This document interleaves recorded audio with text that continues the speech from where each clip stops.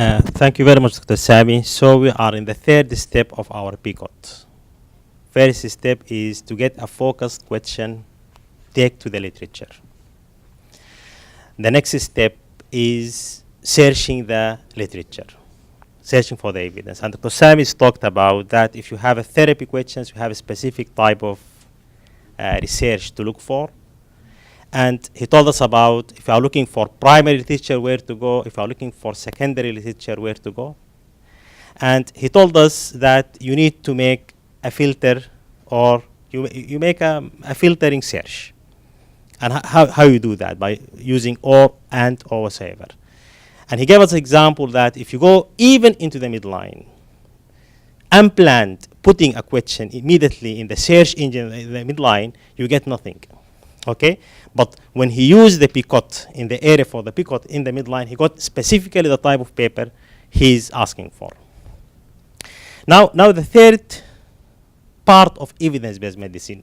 You have a right question, you went to the right midline area, you get a right paper in your hand.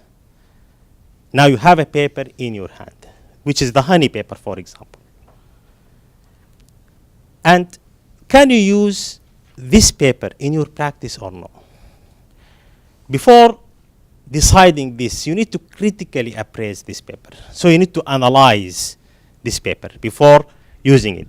And that's what I'm going to talk about in the coming 10 minutes, about how you do a systematic evaluation of the papers. If you allow me to sit, that would be easier for me. So what is critical appraisal? Critical appraisal, I have put lines there for the important words. It's a process. So it has to be a process, and it's a systematic process. So a critical appraisal is a process of carefully and systematically examining research to judge the truthfulness and the value and the relevance in a particular context before using that particular conclusion in that paper in your practice. Okay. So this is very important. You have to stop here, because critical appraisal, there are 4 important things in regard to critical appraisal. We are not in critical appraisal making a negative dismissal of any piece of research. So we are not in a process of rejecting research. No. In a critical appraisal, we are not looking at the assessment of results alone. So we're looking to the paper, as we're going to see now. So it's not a result assessment. Third, wrong thing about critical appraisal, it's not based on statistical analysis. So possibly you don't know statistics, and still you critically appraise a paper. And the last misunderstanding of critical appraisal, that's done by expert. No. It's not necessary to be done by an expert. Any one of us can do critical appraisal. So what I'm going to talk now about is how you go systematically in critical appraisal paper, but believe me, it doesn't require any expertise. Why it's important? Dr. Ali mentioned in his first presentation some of the importance of doing all this exercise. First of all, that you need to identify a paper which is relevant to your question, and if you didn't go through a critical appraisal, possibly you'll get a paper which is not focused in your question. The second thing is, Dr. Ali said that there is 1 million article in 2016. You believe this 1 million article went to midline? 2,500 article a day, 2500 مجلة في اليوم في 2016. This is huge amount of information, okay?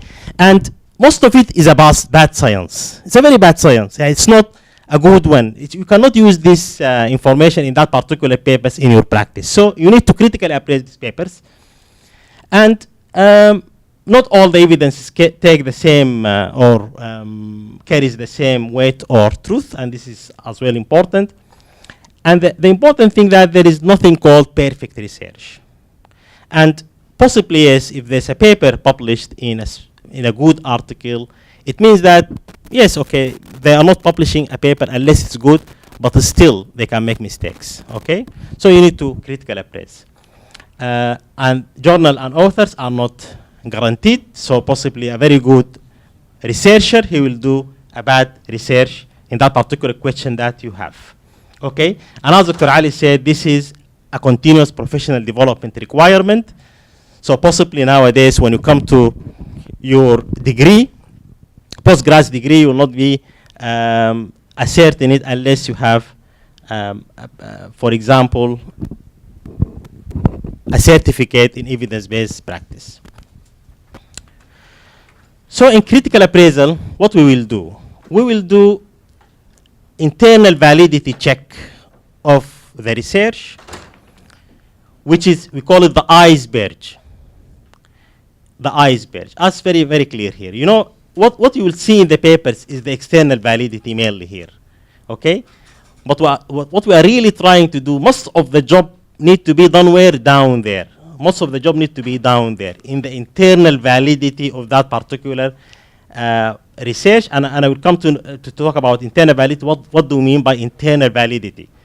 And then after you checking the internal validity of that particular research and you're happy about this particular paper is suitable or well done, then you see whether you can apply it as external validity. As you see, this is very small in compared to the most of the job that you need to do in critical appraisal. So mainly it's an internal validity. What do we mean by internal validity? Does this study address clearly focused question? Did the study use a valid method to address this question? Are the results valid and important for you? Then the external validity means, are these valid important results can be applied to your patient or no? If the answer of the internal validity questions, any of these questions is no, while you are doing the critical appraisal, then you need to reject this particular paper. This is simple principles. Be critical, read and decide for yourself, and this is very important. Don't depend on others. Although you can ask one of your colleagues as well to see with you this particular paper. Okay? Different advantages and disadvantages of critical appraisal. Advantages, that systematic way of assessing validity, it contributes to improving practice, which is very good. In each time it makes practice more safer, and it encourages objective assessment of the information that we have, which is huge. And the good thing that it's not a difficult skill to be developed. Okay, sometimes for the beginners it's a time consuming. Like once you are expert, it will be a very, inshallah, easy thing to do. Now, if I want to do critical appraisal, I have two ways to do so. Either I use a checklist for critical appraisal, or I use a software which is now available for critical appraisal. But for novices, we always recommend that you use the checklist before you go to the software. Okay? But it's important for you to know that nowadays there are different available software for you which you can use to critically appraise any paper you have in your hand. We looked at the literature in Al-Baha University, and then we come with our own checklist for critical appraisal of a research. And what we will do today with you is we're going to take one example, that honey paper which we got from the internet, and we'll try to critically appraise this paper. And this paper is a therapy domain, so we developed our own checklist for therapy domain. So you can use the checklist which you have in your folder here for any therapy, and it is a copyright material, by the way. It's a University of Baha checklist. Okay, there are, as well as this one of the software that can be used for critical appraisal, which is CAT Maker, critical appraisal. C stands for critical, A stands for appraisal. So this is a software you can use by you. Now let's go for our modified checklist in Al-Baha, which contains 10 important, as I said here, it's 10 important points when critically appraise a paper. I want you to use these 10 steps in critically appraise the paper that we're going to practice in the coming half an hour after a while. Okay? And we will be sitting with you doing so. Me and Dr. Ali, Dr. Sami, Dr. Ayman, and Dr. Salah. First step, when you go to critical appraise, I said it's a systematic way. So make it a systematic. when you go to read the paper, make it systematic. First thing, look for the source and level of the evidence. Okay, and Dr. Sami told us about the source. If it's a research in diagnosis, for example, it's a yes, pardon.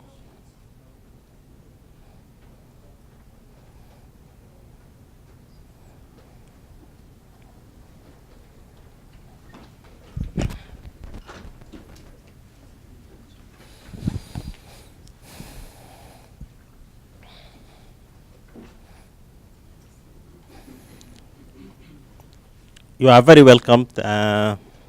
Sorry, we have started half an hour ago, but I will just give you a brief of what we have done so far. We are talking about evidence-based medicine. We are trying to be very practical in evidence-based medicine. So we said that there are 5 steps. Evidence-based medicine means that decision to be made in a patient. Okay? So we said that there are 5 steps in evidence-based practice. Are you all practicing doctors? Is there anybody who's not practicing here? You are? Intern. You are practicing doctor, anyhow. Yes?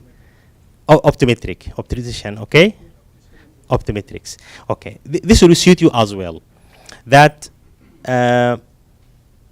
we as healthcare professionals, so many times with these developments, we have questions coming from patients. We have questions coming from ourselves. These questions possibly related to therapy, diagnosis, prognosis, whatsoever. So what we're trying to do is, we have said there are 5 steps in evidence-based medicine. First of all, sharp the question. And we said how you can sharp the question. I'm not going to repeat this again. But once you have a sharp question, you take this question to the literature. Okay? And search for the answer for that particular question in the literature. And we talked about how you take this question to the literature, where to go in the literature, and how to use that particular literature. The third part of the evidence medicine is, okay, you have a question, you went to the literature, you get a paper in your hand. Will you take the conclusion of this paper as a guarantee, or you need to have a critical eye on this paper before using the recommendation in that particular paper? So what we said that no, you need to be very critical in looking at any paper you have in your hand, and to do so, you need to be very systematic. Okay? And we said that, okay, there are different ways of doing so, that critically appraising the paper. So looking critical eye on any paper means critical appraisal of a paper. And we say it's really very important to have a critical appraisal of any paper. Okay? And then we say there are different tools which can be used for this purpose. Okay? And this purpose, you can use a checklist, or you can use a software. So you learn how to use the software, you put the information, and then the software will do the job for you. But we always like, when you start doing so in your career, doing it by the hard way. Okay? Once you master it manually, then you go for the devices or the software. And we said, okay, we have a paper in our hand, which came from our search in the literature, which is honey paper. And I said that we have in Al-Baha University developed a checklist which contains 10 important questions that you need to look for in any particular paper related to therapy in your hand. So you can use this checklist in any particular patient. This is where we were when you just entered in. I said first thing, when you critically look at any paper, look for the source and level of evidence. So Sami said that it doesn't make sensible to you if a patient, if your research is a therapy question and then you get a cross-sectional study in your hand, or you have a therapy question and you get a cohort study in your hand. So you reject this because this is not a suitable type of research for this suitable type of questions. Number 2 step is, you need to answer these important questions. What, who, where, and funded by whom. What stand for, what's that? Title. So what stands for the title? Does the title really looks like the question that you have, and Dr. Salah will be talking about this later on, how the title can be formulated in a good way. Who's doing this research? You are optician, isn't that right? And you're looking for a specific paper in your field. And then you looked at those who did the research in this particular paper, and you find them not suitable, or they are not practicing opticians. That will make some question in your mind. Okay? So it's really very important to see who's doing this particular research. Okay? And we always say multiple authors better than single author. For example, paper like honey paper, if it's done by one person, different from done by 4 or 5 patients or doctors. Even those 4 or 5 doctors, they have to be for different specialties. You need to get statistician in these authors, you need to get a clinician, you need to get, for example, a nurse or so ever. Okay? So whose is very important question. Where it was done, or where it was published. Because, you know, there's credible journals and there is journals which is weak in general. So if you have a research in your hand, you need to look where this research is published. This will give you a good answer of whether you take this or no in the future. Funded by whom? Possibly there's a conflict of interest. Okay? Possibly there's a conflict of interest. So this is important step. What's the title? Who did the research? Where it is published? And who funded this particular research? Then in the introduction part, we usually, by nature, when we get a paper in our hand, we go to the abstract. Do not go to the abstract. Okay? Because the abstract will mislead you. We'll be very happy for a short time just to go to the abstract, see the abstract, and trying to get the answer from the abstract. Don't do this. Step number 3, look at the research question. Does the research question match your research question or no? Where to get the research question in a paper? You get a research question in the end part of the introduction. Okay? So leave everything, go to the introduction, and then go to the research question, which is always found at the end of the introduction. And read and assess that particular research question. Number 4, step in a therapy article, you need to look for randomization.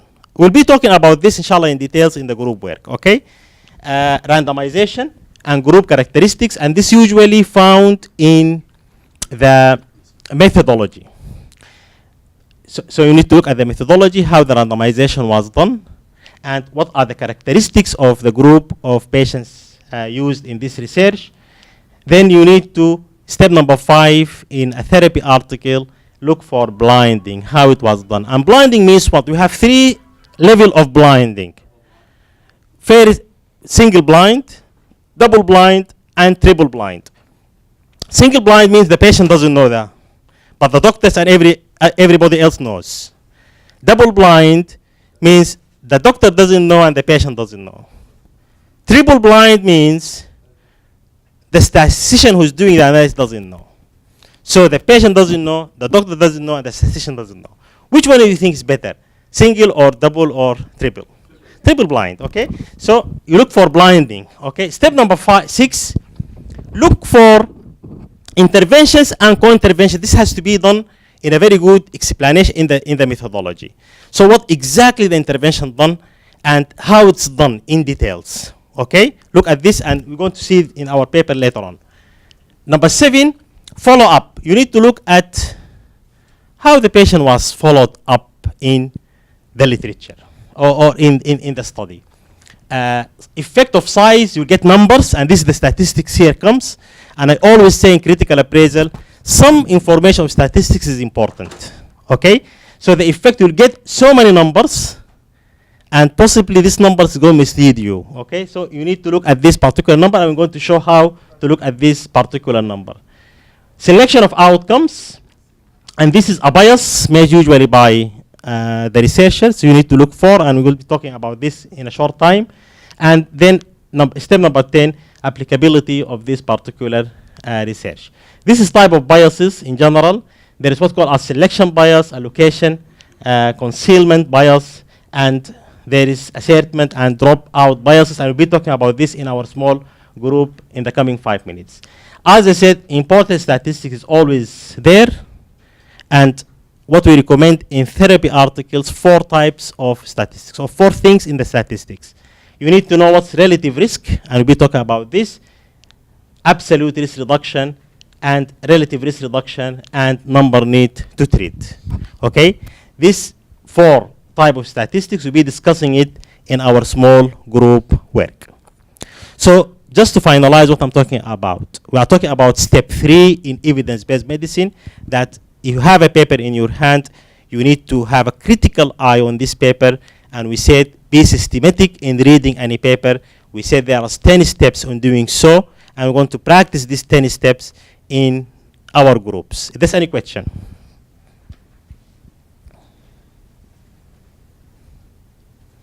Okay, if we have no question, then we will put ourselves in a groups, and then each of us will be with one group. You will get the 10 steps, everything, 10 steps in your folder there, and we will try to critically appraise the honey paper. Okay? Once we finish the critical appraisal of the honey paper, Dr. Salah will present the ideal critical appraisal of this particular paper, and will give us the take-home message for today. Okay? So what is required from you now is reading this small article in your hand, and let us try to say, will we take this article conclusion in our practice or not? Okay? Thank you very much.